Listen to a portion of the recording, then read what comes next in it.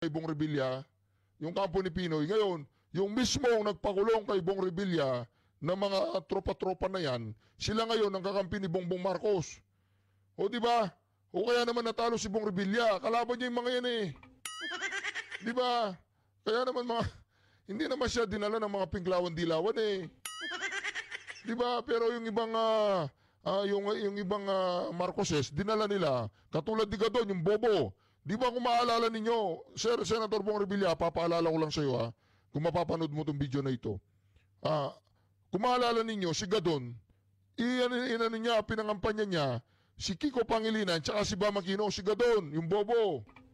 Ngayon, nagtataka ka, bakit natalo ka, nakasakay, si Bam Aquino, tsaka si Kiko Pangilinan, sa kadahilanan, yung mga dilawan-pinklawan, 2 senador lang ang binoto ng mga yan.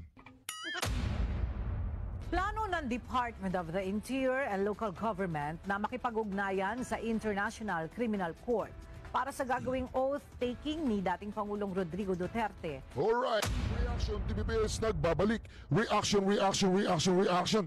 Napakaganda po naman pag-uusapan natin yung mga reaksyon nakikipag-ugnayan na ang DILG. Nakikipag-ugnayan daw po ang DILG upang makapanumpa ang Pangulong Duterte. Para yatang lumalambot na si Remula sa Pangulong Duterte. Nararamdaman na yata nila yung tinatawag na bloodbath. Mantakin mo yan, nakikipag-ugnayan DILG si John Vic Remula doon sa dahig sa ICC para makapanumpa ang Pangulong Duterte doon sa loob ng detention cell sa kulungan. Ba? Para yatang nag-iba ang ihip ng hangin, Remula. Di ba mga kareaksyon, nakakapagtaka yan?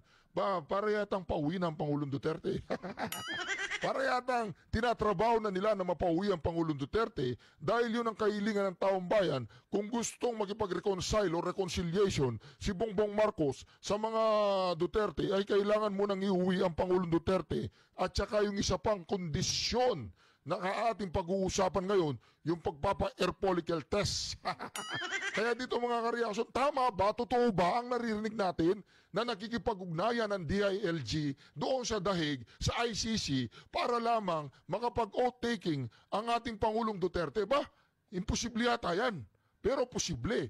Dahil alam po natin, sinabi nga ni Atty. Kaufman, ang prosecutor ay nakaupo doon sa palasyo ng Malacanang. Ito mga kareaksyon, tuloy po natin nakakapagtaka yata, lumalambot yata itong mga Remula.